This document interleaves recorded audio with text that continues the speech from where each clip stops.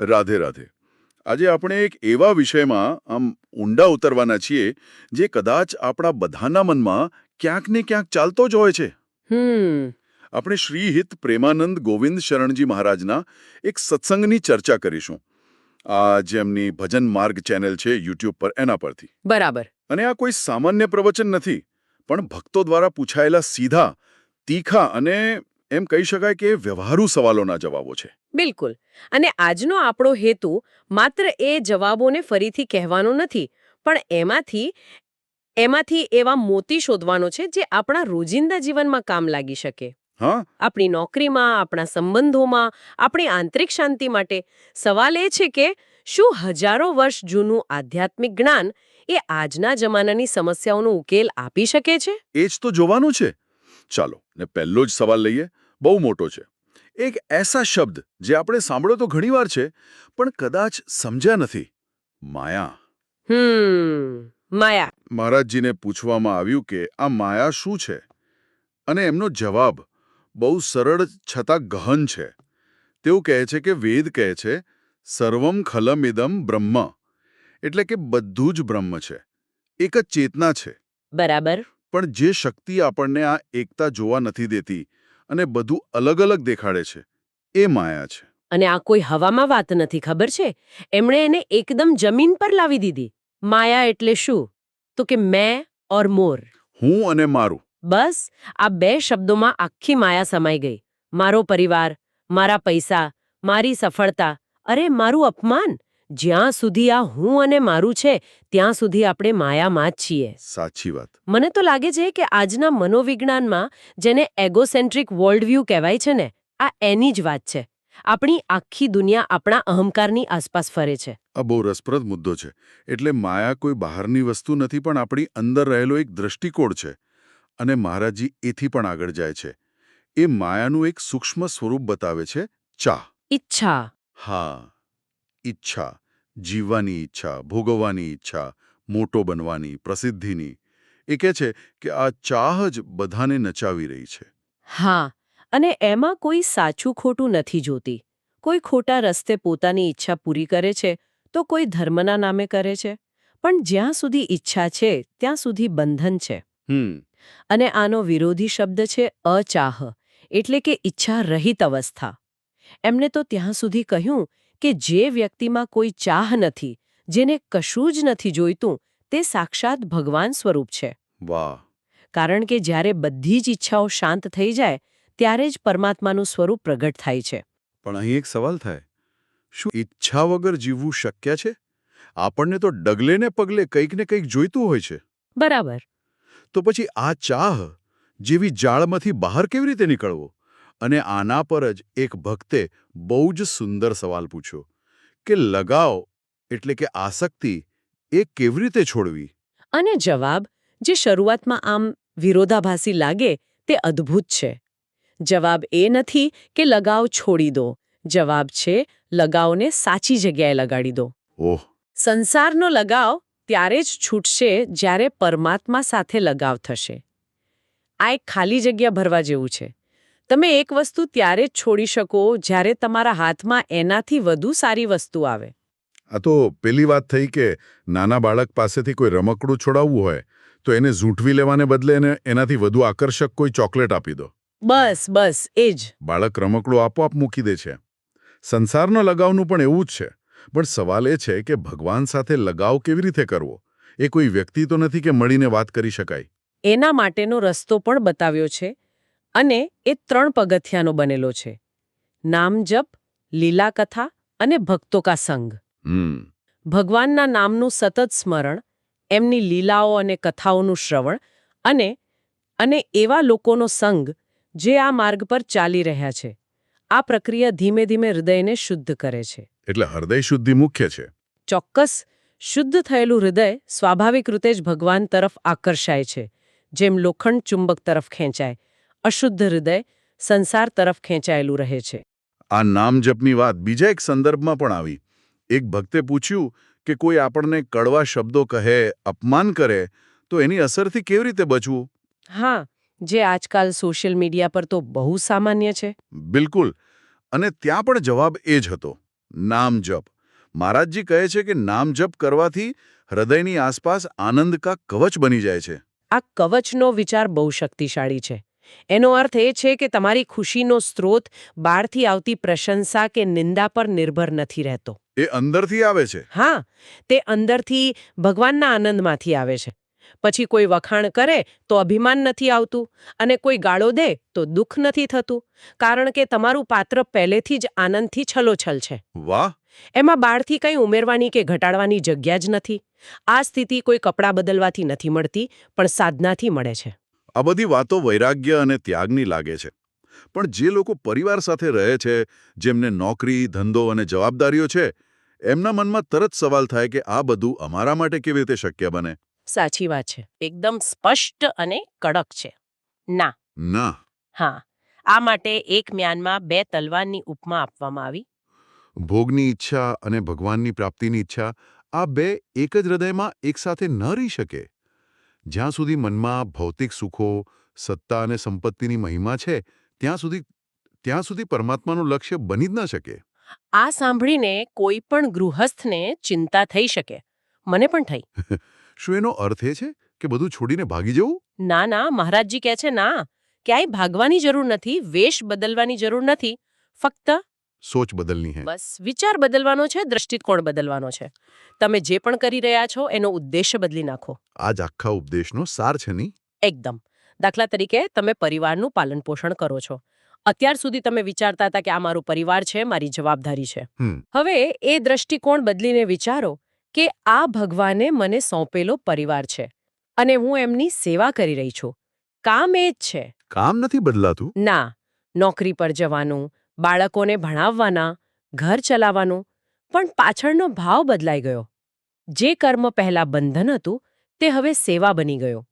આ રીતે વ્યક્તિ સંસારમાં રહીને પણ કમળની જેમ અલિપ્ત રહી શકે છે. આ વાત પરિવારના ભરણપોષણની ચિંતા, જેને યોગક્ષેમ કહેવાય છે, એના પરના પ્રશ્ન સાથે પણ જોડાય છે. એક ભક્તે પૂછ્યું કે જીવન જરૂરિયાતો પૂરી કરવાની ચિંતા સતત રહે છે, એમાંથી કેવી રીતે બહાર નીકળવું? હા, અને અહીં ગીતાના પ્રસિદ્ધ શ્લોકનો ઉલ્લેખ કરવામાં આવ્યો. અનન્યાસ ચિંતયંતુ મા યે જનાઃ પર્યુપાસતે તેષામ નિત્યાભ્યુક્તાનામ યોગક્ષેમમ વહામ્યહમ. જેનો સરળ અર્થ શું થાય? સરળ અર્થ એ છે કે જે અનન્ય ભાવથી મારું જ ચિંતન કરે છે, તેની જવાબદારી હું પોતે ઉઠાવું છું. અહીં યોગ એટલે જે વસ્તુ આપણી પાસે નથી તેની પ્રાપ્તિ કરાવવી. અને ક્ષેમ? ક્ષેમ એટલે જે છે તેની રક્ષા કરવી. પણ અહીં એક શરત છે, અનન્ય ભાવ, એટલે કે સંપૂર્ણ સમર્પણ. તો આ હું કરું છું એ ભાવ છોડવાની વાત છે. બરાબર. એ અહંકાર છૂટી જાય અને ભગવાન કરાવે છે એ શ્રદ્ધા જાગી જાય. પણ ઘણા લોકો કહેશે કે આ તો શ્રદ્ધાની વાત છે. વ્યવહારમાં તો મહેનત કર્યા વગર કશું મળતું નથી. તો આ સિદ્ધાંત અને પુરુષાર્થ વચ્ચેનો સંબંધ કેવી રીતે સમજવો? સારો પ્રશ્ન છે. આ ઉપદેશ પુરુષાર્થનો વિરોધી નથી. તે કર્તાપણાના અભિમાનનો વિરોધી છે. ઓકે. આપણે આપણું કર્મ પૂરી નિષ્ઠાથી કરવાનું છે, પણ ફળની ચિંતા અને હું જ બધું કરું છું એવો ભાવ છોડી દેવાનો છે. આપણે આપણી બુદ્ધિ અને મહેનતથી જેટલું કમાઈ શકીએ એ સીમિત છે, પણ જ્યારે આપણે ભગવાન પર નિર્ભર થઈએ છીએ ત્યારે અસીમ શક્તિ આપણી મદદ માટે આવે છે. આપણને વિશ્વાસ નથી હોતો એટલે આપણે... હા, એટલે આપણે પોતાની નાનકડી હોડી જાતે જ ચલાવવાનો પ્રયત્ન કરીએ છીએ. જે વિશ્વાસ રાખે છે તેની નાવડી ભગવાન પોતે ચલાવે છે. આ વિશ્વાસનું એક ખૂબ જ સુંદર અને પ્રેરણાદાયક ઉદાહરણ પણ સત્સંગમાં આપવામાં આવ્યું. એક ગૃહસ્થ ભક્ત હતા. હા, જે હંમેશા પૂજાપાઠ અને ભક્તિમાં લીન રહેતા. એમની દીકરી લગ્ન યોગ્ય થઈ, પણ એમની પાસે કોઈ વ્યવસ્થા નહોતી. છતાં એમને પૂરો ભરોસો હતો કે મારા બિહારીજી બધું સંભાળી લેશે. અને બન્યું પણ એવું જ. સમય આવીએ એક પરમહંસ મહાત્મા અચાનક તેમના ઘરે આવ્યા અને કહ્યું કે એક સારો એન્જિનિયર છોકરો છે, શું તમે તમારી દીકરીનું સગપણ કરશો? અને એમના દ્વારા લગ્ન ગોઠવાઈ ગયું. હા, આ કોઈ કાલ્પનિક વાર્તા નથી, પણ શ્રદ્ધા કેવી રીતે કામ કરે છે તેનું જીવંત ઉદાહરણ છે. ભગવાનને ગૃહસ્થ કે સંન્યાસીથી મતલબ નથી. એમને ફક્ત શુદ્ધ ભક્તિ અને અતૂટ વિશ્વાસથી મતલબ છે. બિલકુલ. ભક્તમાળના 70% સંતો ગૃહસ્થ હતા. વાહ! આ વાત ખરેખર હિંમત આપનારી છે. હવે થોડી ઉચ્ચ આધ્યાત્મિક અવસ્થાઓની વાત કરીએ.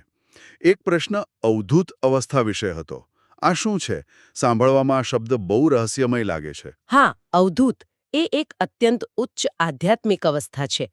એને જ્ઞાનની પરમહંસ ભૂમિકા પણ કહેવાય છે. પરમહંસ ભૂમિકા? હા, હા. આ અવસ્થામાં પહોંચેલા સંતને પોતાના શરીરનું કે આસપાસના જગતનું કોઈ ભાન નથી રહેતું.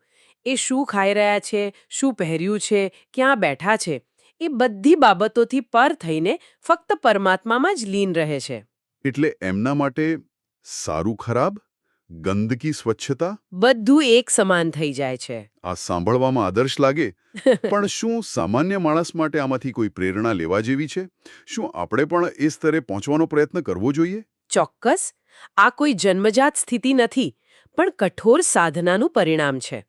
મહારાજજી કહે છે કે લાખો સાધુઓમાંથી કોઈ એકાદ આ સ્થિતિએ પહોંચે છે. ઓહ, આપણા માટે આ એક ધ્રુવ તારા જેવું છે. આપણે કદાચ ત્યાં પહોંચી ન શકીએ, પણ એ આપણને સાચી દિશા બતાવે છે. એ આપણને યાદ અપાવે છે કે ભૌતિક જગતથી પર પણ એક સત્ય છે. એટલે આપણા માટે બોધપાઠ એ છે કે આપણે પણ આપણા સ્તરે નાની નાની બાબતોમાં અનાસક્ત રહેવાનો અભ્યાસ કરી શકીએ. બરાબર. અને હવે એક છેલ્લો પ્રશ્ન, જે આજના ગ્લોબલ ગુજરાતીઓ માટે ખૂબ જ પ્રાસંગિક છે. એક ભક્તે વિદેશથી પૂછ્યું કે અમે વૃંદાવન જેવા પવિત્ર સ્થળથી ખૂબ દૂર રહીએ છીએ, તો અહીં રહીને આધ્યાત્મિક ઊર્જા કેવી રીતે જાળવી રાખવી?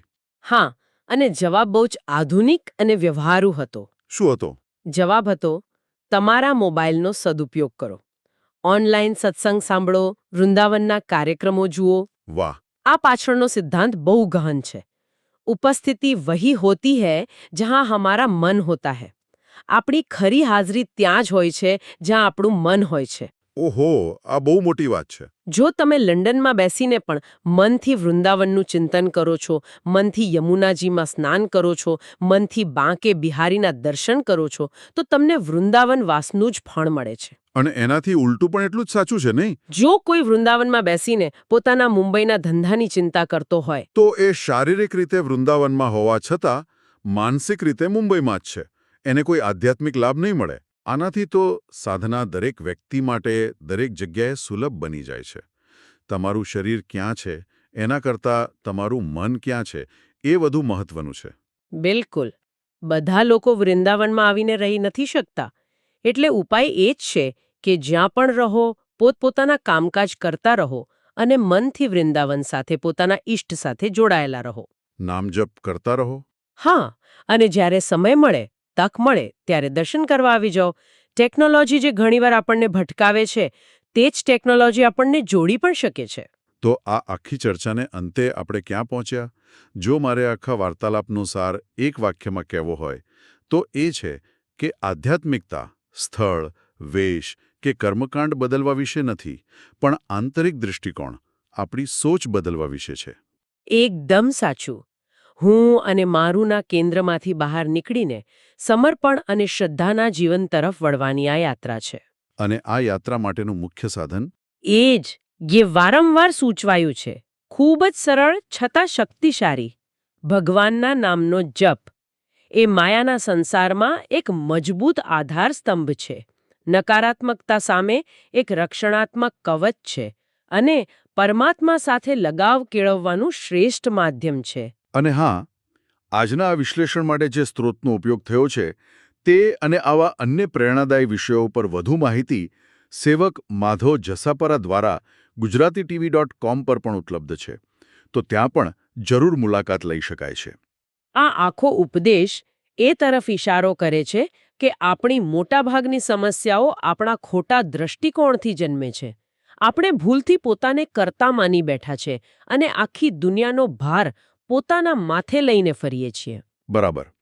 અને આ ચર્ચાના અંતે હું શ્રોતાઓ માટે એક વિચાર મૂકવા માંગુ છું. જરૂર. આપણે કંઈ પણ નવું કર્યા વગર આપણું રોજિંદુ જીવન જીવતા રહીને ફક્ત આપણા દરેક કર્મો પાછળની ભાવનાને બદલી નાખીએ તો શું થાય? હું આ કરી રહ્યો છું ન બદલે આ મારા દ્વારા એક સેવા તરીકે થઈ રહ્યું છે, એવો ભાવ કેળવીએ તો આપણા અનુભવમાં શું ફરક પડી શકે છે? આ પ્રશ્ન પર વિચારવા જેવો છે. અમારા આ પ્રયાસને પ્રોત્સાહન આપવા માટે અમારી ચેનલને લાઇક કરો, શેર કરો અને સબસ્ક્રાઇબ કરો. અને હા, આપનો પ્રતિભાવ કોમેન્ટ બોક્સમાં જરૂર જણાવશો. રાધે રાધે.